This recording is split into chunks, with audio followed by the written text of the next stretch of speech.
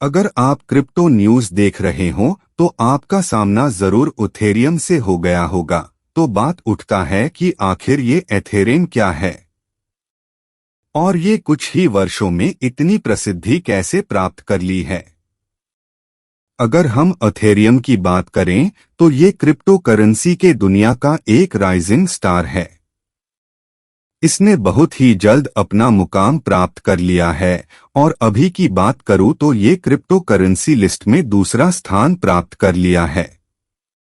इसके 2015 में लॉन्च होने के बाद ईथर इथेरियम्स करेंसी की वैल्यू लगभग 6,800% से भी ज्यादा बढ़ गई है। 2017 तक के आंकड़ों की अगर हम बात करें तब अब एक ईथर की कीमत लगभग $480 के करीब हो गई है। बिटकॉइन के बाद अगर किसी क्रिप्टो करेंसी ने इतनी ज्यादा पॉपुलैरिटी प्राप्त की है तो वो केवल इथेरियम ही है। तो इसलिए आज मैंने सोचा कि क्यों न आप लोगों को भी इथेरियम के बारे में पूरी जानकारी दे दी जाए, जिससे कि आपको भी इसके बारे में पहले ही पता हो, जिससे आपको इसके बारे में समझने में और इसे खरीदने में आसानी होगी। तो फिर बिना देरी किए चलिए जानते हैं कि आखिर ये इथेरियम क्या होता है और ये बिटकॉइन से किस तरह अलग है। हेलो दोस्तों, मेरे YouTube चैनल में आपका स्वागत है। मेरा नाम देवजीत अधिकारी है और आप देख रहे हैं कि इथेरियम क्या है। यह बिटकॉइन से बेहतर क्यों है। इथेरियम क्या है? What is Ethereum?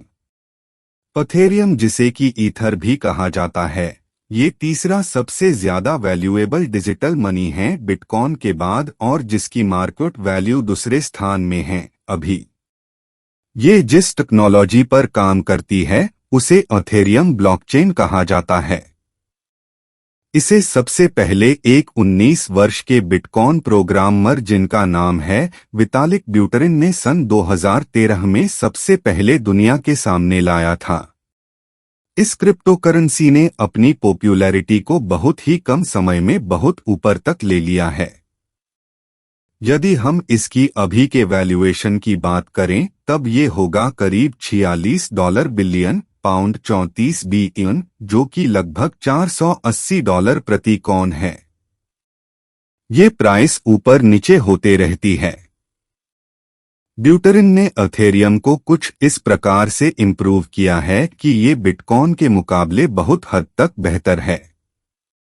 बिटकॉइन के जैसे ही ये एक डिसेंट्रलाइज्ड पेमेंट नेटवर्क है जिसकी अपनी क्रिप्टोग्राफिक करेंसी है, जिसे कि दुनिया में हम किसी भी जगह को इंटरनेट की मदद से भेज सकते हैं और ऐसा करने के लिए हमें किसी बैंक या थर्ड पार्टी के ऊपर निर्भर नहीं होना पड़ेगा। इन कोडेड ट्रांजैक्शंस को डिसेंट्रलाइज्ड लेजर पर स्टोर किया जाता है जिसे ब्लॉकचेन भी कहा जाता है और ये सभी को विजिबल होता है जो कि नेटवर्क में मौजूद रहते हैं। इथेरियम को किसने बनाया है? जैसे कि हम जानते हैं कि बिटकॉइन को बनाने वाले का नाम है सातोशी नाकामोटो, जो कि एक अननोन इंसान है जिसके बारे में किसी को सही जानकारी नहीं है। लेकिन इथेरियम में बात कुछ अलग है। इसके जनक का नाम है वितालिक ब्यूटेरिन, जो कि कनाडा के निवासी हैं और जिनका जन्म रशिया में हुआ था। उन्होंने 2013 में इस आइडिया को पब्लिश किया था और जिसे पूरी तरह से सेट अप करने में 2 साल लग गए। ब्यूटेरिन एक बहुत ही मेधावी छात्र हैं जिनकी दिलचस्पी गणित विज्ञान में काफी ज्यादा है और उन्होंने इंटरनेशनल ओलंपियाड इन इंफॉर्मेटिक्स सन 2012 में ब्रॉन्ज मेडल जीता था। उन्हें थियल फेलोशिप, जो कि वर्थ $1,00,000 की थी, सन 2014 में मिली थी, जिसके बाद उन्होंने यूनिवर्सिटी ऑफ वाटरलू से ड्रॉप आउट कर लिया। ब्यूटेरिन और कैनेडियन एंटरप्रेन्योर जोसेफ ल्यूबिन से मिलकर इथेरियम स्विट्जरलैंड GmbH की शुरुआत की 1 वर्ष के अंतराल के बाद। इथेरियम बिटकॉइन से किस प्रकार भिन्न है? क्योंकि ये सेकंड बिगेस्ट क्रिप्टो करेंसी है बिटकॉइन के बाद, इसलिए इथेरियम को हमेशा से बिटकॉइन के साथ कंपेयर किया गया है। लेकिन देखा गया है कि इथेरियम बिटकॉइन के मुकाबले बहुत से प्रकार से बेहतर माना गया है। तो चलिए इसके बारे में जानते हैं। दोनों का काम लगभग समान ही है, लेकिन दोनों में कुछ अंतर भी है। नंबर 1, ब्लॉक टाइम्स का छोटा होना। इथेरियम में ब्लॉक्स को माइनिंग करने में रफली 15 सेकंड्स लगते हैं, वही बिटकॉइंस में ये 10 मिनट्स की रेट से होते हैं। जल्दी से हो जाने से ब्लॉकचेन को ट्रांजैक्शन डेटा को कंफर्म करने के लिए बहुत ही कम समय लगता है, जिससे से ज्यादा ट्रांजैक्शन हो सकते हैं। नंबर 2, ज्यादा सोफिस्टिकेटेड फी स्ट्रक्चर का होना। इथेरियम में ट्रांजैक्शन फीस स्टोरेज नीड्स और नेटवर्क यूसेज पर आधारित होते हैं, वही बिटकॉइन ट्रांजैक्शंस ब्लॉक साइज पर आधारित होते हैं और एक दूसरे से कॉम्पीट करते रहते हैं। नंबर 3, ज्यादा सोफिस्टिकेटेड माइनिंग का होना। बिटकॉइन की माइनिंग में Asics application specific integrated circuits की जरूरत होती है, जिसे कि ज्यादा मात्रा में कैपिटल इन्वेस्टमेंट की जरूरत होती है माइन करने के लिए। वही इथेरियम्स माइनिंग की एल्गोरिदम को डिजाइन किया गया है एसिक रेजिस्टेंस को ध्यान में रखते हुए, जिससे कि आसानी से माइनिंग को डिसेंट्रलाइज्ड किया जा सकता है। नंबर 4, ज्यादा ट्रांजैक्शन फीस का न होना। बिटकॉइन की तुलना में इथेरियम में ट्रांजैक्शन फीस कम पड़ती है। नंबर 5, ज्यादा से ज्यादा टेक्नोलॉजी का इस्तेमाल होना। इथेरियम में करेंसी के साथ साथ दूसरे थर्ड पार्टी एप्लीकेशन को भी अलाउ किया जाता है नेटवर्क में रन होने के लिए, वही बिटकॉइन में केवल करेंसी को ही अलाउ किया जाता है नेटवर्क में रन होने के लिए। नंबर 6, माइनर्स के लिए ज्यादा प्रॉफिट। इथेरियम में बिटकॉइन के मुकाबले माइनर्स ज्यादा प्रॉफिट कमाते हैं। इथेरियम की प्राइस किस तरह से अफेक्ट होती है? जब से इथेरियम को लॉन्च किया गया है, तब से इसका मूल्य धीरे धीरे बढ़ रहा है, वही बिटकॉइन की प्राइस में काफी जल्दी बढ़ोतरी आई है। बीच में इथेरियम के मूल्य में काफी कमी आई थी क्योंकि किसी ने इसके फाउंडर को मृत घोषित कर दिया था, जो कि एक अफवाह हो थी। इसके चलते एक ही दिन में इथेरियम का मूल्य 20% तक कम गया था। हाल ही में ही कई बड़े कंपनीज ने इथेरियम में अच्छा इन्वेस्टमेंट किया है, जिसके चलते इसके मूल्य में काफी बढ़ोतरी आई है। इथेरियम ज्यादा फोकस स्मार्ट कॉन्ट्रैक्ट्स पर देता है। अब बात उठता है कि ये स्मार्ट कॉन्ट्रैक्ट क्या हैं? तो मैं आपको बता देना चाहता हूं कि ये कॉन्ट्रैक्ट को कोड में लिखा जाता है, जिसे कि क्रिएटर ब्लॉकचेन में अपलोड करते हैं। यदि कभी भी किसी कॉन्ट्रैक्ट्स को एग्जीक्यूट किया जाता है, तब सभी नोड्स जो कि नेटवर्क में मौजूद हैं उन्हें रन करते हैं, जिन्हें बाद में ब्लॉकचेन में अपलोड किया जाता है, और ऐसे ही उन्हें पब्लिक लेजर में स्टोर किया जाता है, जो कि थियोरेटिकली टैम्पर प्रूफ होते हैं। छोटे कॉन्ट्रैक्ट स्ट्रक्चर्ड होते हैं इफ-थन स्टेटमेंट्स की तरह।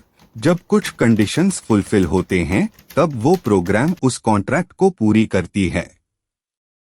क्योंकि सभी कंप्यूटर्स जो कि नेटवर्क में स्थित है, वो सारे हो रहे ट्रांजैक्शन जो कि डिजिटल लेजर में हो रही है को ट्रैक कर रही होती है, इसलिए इस चीज को टैम्पर करना या छेड़ना संभव नहीं है। अगर किसी ने इसके साथ कोई छेड़खानी की होगी तो इसके बारे में सभी को पता चल जाएगा। इथेरियम की टीम। वितालिक Buterin CEO. 2011 में बिटकॉइन की मदद से वितालिक ने क्रिप्टोकरेंसीज और ब्लॉकचेन टेक्नोलॉजीज को डिस्कवर किया। उसने बिटकॉइन को समझने के लिए 2012 में बिटकॉइन मैगजीन को देखा। 2014 में डेल फेलोशिप मिलने के बाद उसने इथेरियम पर फुल टाइम काम करने के लिए यूनिवर्सिटी ऑफ वाटरलू को ड्रॉप आउट कर दिया। वितालिक ने इस बात को समझा कि फ्यूचर में ऑफर करने के लिए ब्लॉकचेन टेक्नोलॉजी के पास क्या है, और 2013 में उसने एथेरियम को इन्वेंट किया था। Gavin would, CTO. 2014 में एक म्यूचुअल फ्रेंड के जरिए गैविन वितालिक से मिले। उसने स्मार्ट कॉन्ट्रैक्ट लैंग्वेज सॉलिडिटी को बनाया।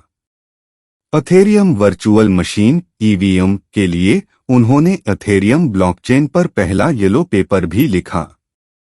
Jeffrey Wilk. इंसेप्शन के बाद वह एथेरियम पर गो प्रोग्रामिंग की इम्प्लीमेंटेशन के कार्य को देख रहे हैं। मिन चैन। वह एथेरियम के एग्जीक्यूटिव डायरेक्टर के तौर पर काम कर रहे हैं और एथेरियम ब्लॉकचेन की रेगुलेटरी और लीगल मैटर्स की निगरानी करते हैं। कितने लोग एथेरियम का इस्तेमाल करते हैं? आज लगभग 12 मिलियन से भी ज्यादा क्रिप्टोकरेंसी वॉलेट्स मौजूद हैं जो कि ईथर को होल्ड किए हुए हैं। इनकी संख्या धीरे धीरे बढ़ भी रही है। क्या आपको एथेरियम में इन्वेस्ट करनी चाहिए? अगर मैं एथेरियम के मूल्य की बात करूं तो बहुत ही कम समय में इनका मूल्य काफी बढ़ गया है और बढ़ता ही जा रहा है। एक बात आप सभी को मैं बता देना चाहता हूं कि क्रिप्टोकरेंसीज की मूल्य का कोई भी वास्तविकता नहीं होता है और इनमें उतार चढ़ाव होता रहता है। इसलिए ऐसे बहुत से लोगों के बारे में आपने सुना भी होगा कि कैसे वो बहुत ही कम समय में करोड़पति बन गए हैं। ये सभी चीजें एथेरियम की ही देन है। इसलिए उतनी ही इन्वेस्ट करें जितनी आपके दे पाने की क्षमता हो। एथेरियम में इन्वेस्ट करने के लिए सबसे बढ़िया प्लेटफॉर्म है वाज़िक्स। यकीन मानिए मैंने भी इसमें बहुत से क्रिप्टोकरेंसी में इन्वेस्ट किया है।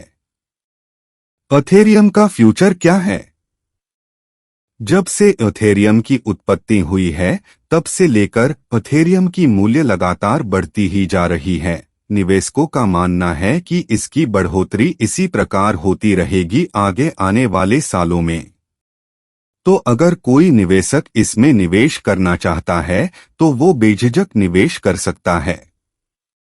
ऐसे इसलिए भी कि बहुत से बड़े कंपनीज जैसे कि जेपी मॉर्गन चेस और माइक्रोसॉफ्ट इसमें अपना पैसा निवेश कर चुके हैं। लेकिन मेरा मानना यह है कि यदि आपके पास निवेश करने के लिए धनराशि नहीं है तो लोन्स लेकर इसमें निवेश न करें, ये आगे चलकर खतरनाक सिद्ध हो सकता है। उतनी ही निवेश करें जितनी आपकी क्षमता हो। बाकी निवेश करने से पहले अच्छे तरीके से रिसर्च करना उचित रहेगा। ये तो समय ही बताएगा कि एथेरियम का भविष्य आगे चलकर क्या होने वाला है। क्या पता आप आगे चलकर कोई बड़े करोड़पति भी बन सकते हैं। आज आपने क्या सीखा? मुझे पूर्ण आशा है कि मैंने आप लोगों को एथेरियम क्या है के बारे में पूरी जानकारी दी और मैं आशा करता हूं आप लोगों को एथेरियम के बारे में समझ आ गया होगा।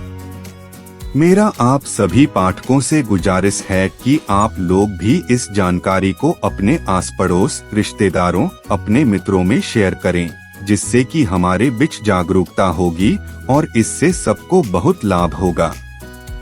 मुझे आप लोगों की सहयोग की आवश्यकता है जिससे मैं और भी नई जानकारी आप लोगों तक पहुंचा सकूं।